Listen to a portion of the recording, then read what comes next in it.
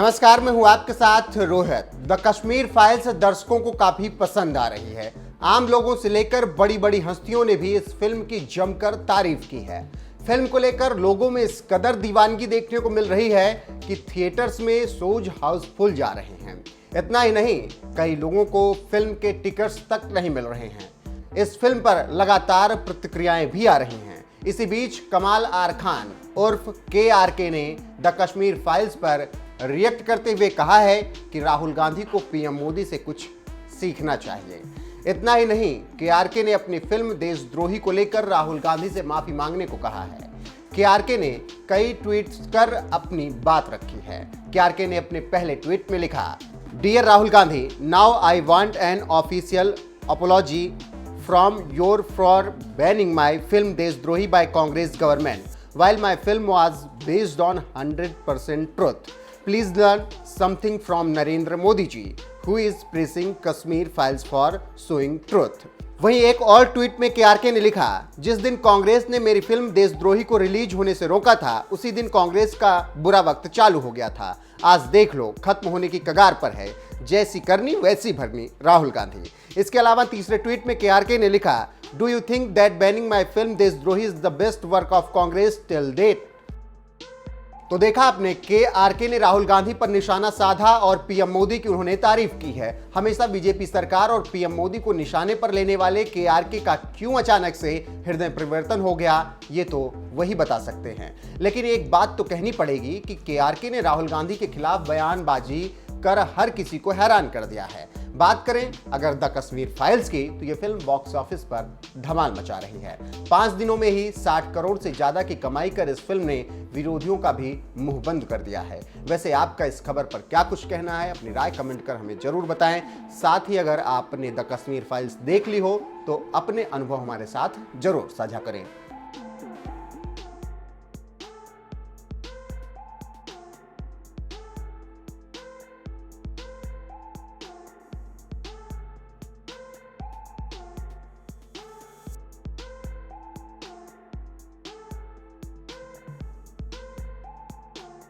हमें कल्चर जोड़ता है। कैसे आप कहीं और से हैं, मैं कहीं और से हूँ, आप कहीं और से हैं, लेकिन जब हम खाना खाने बैठते हैं तो हम एक हो जाते हैं। हम जब खाना शेयर करते हैं या हम गाने गाते हैं साथ में, या कपड़ों को लेके, त्योहारों को लेके, म्यूजिक से, आर्ट से, कहानियों से, लिटरेचर से, ड्रामा से, फिल्मों से, हम क्यों OTT और फिल्मों का एक्सपीरियंस अलग है। फिल्म जब हम 300-400 लोग एक साथ बैठ के देखते हैं तो एक साथ हंसते हैं, एक साथ रोते हैं, एक साथ उठ के चले जाते हैं। तो ये कल्चर जो है वो इंसान को जोड़ता है।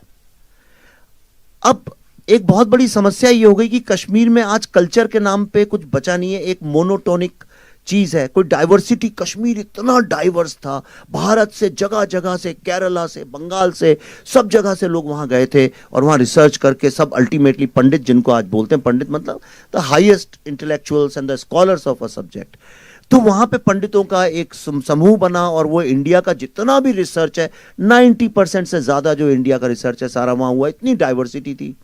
आज डाइवर्सिटी नहीं है, जीरो डाइवर्सिटी है।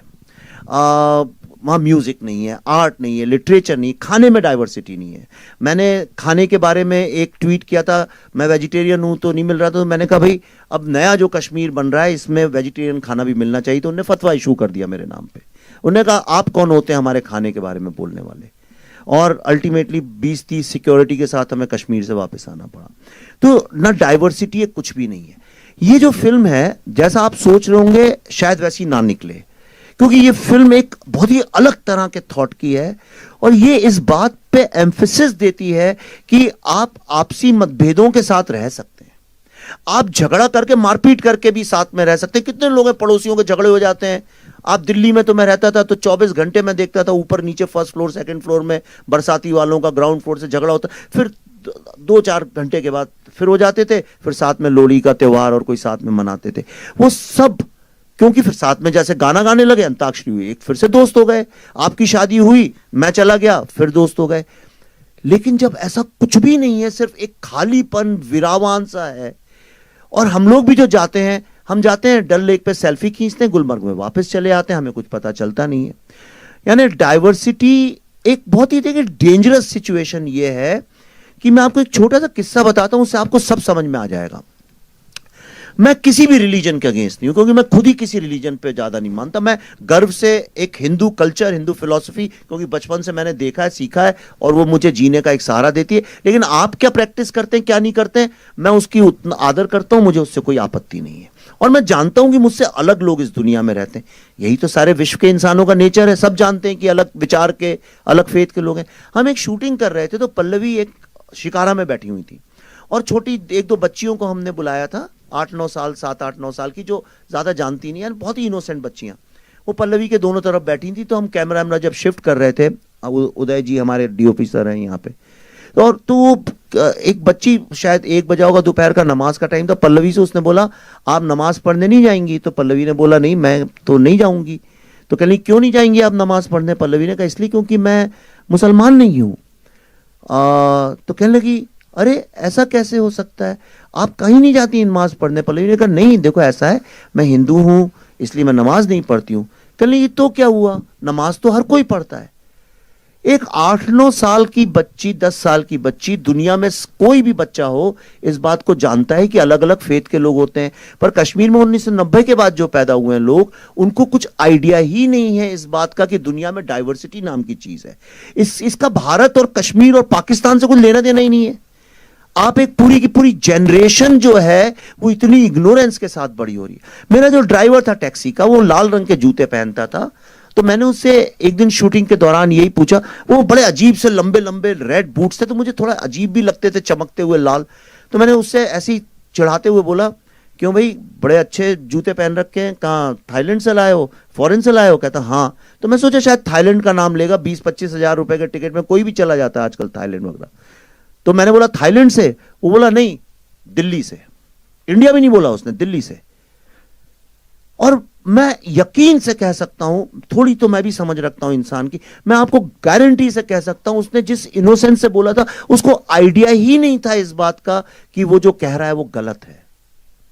तो ये जो हमने क्रिएट कर दिया, ये फिल्म यही आपको बताएगी कि क्या होता है जब आप एक सोल को खत्म कर दें, कल्चर को, आर्ट, म्यूजिक, लिटरेचर, आर्किटेक्चर, इन सब चीजों को खत्म कर दें, तो वो किसका लॉस है? क्या वो कश्मीर का लॉस है? क्या वो हिंदू मुस्लिम का लॉस है? क्या वो भारत का लॉस है? या पूरी ह्यूमैनिटी का है? अगर कोई आज सिलिकॉन वैली को जाकर डिस्ट्रॉय कर दे तो किसका लॉस है? वो आपका और हमारा भी तो लॉस है। लेकिन हम तब तक उसको अपना लॉस और डेंजर नहीं समझते जब तक वो गोरेगांव या बोरीवली तक आके वो खड़ा ना हो जाए आपके सामने, या दिल्ली में गुड़गांव या फरीदाबाद तक ना आ जाए। हमारे तो किसी और का प्रॉब्लम है, देख लेंगे। पर ये फिल्म देखने के बाद अपने जीवन में मैं गारंटी करता हूं आप कभी ऐसा नहीं सोच पाएंगे। So be prepared before you see this.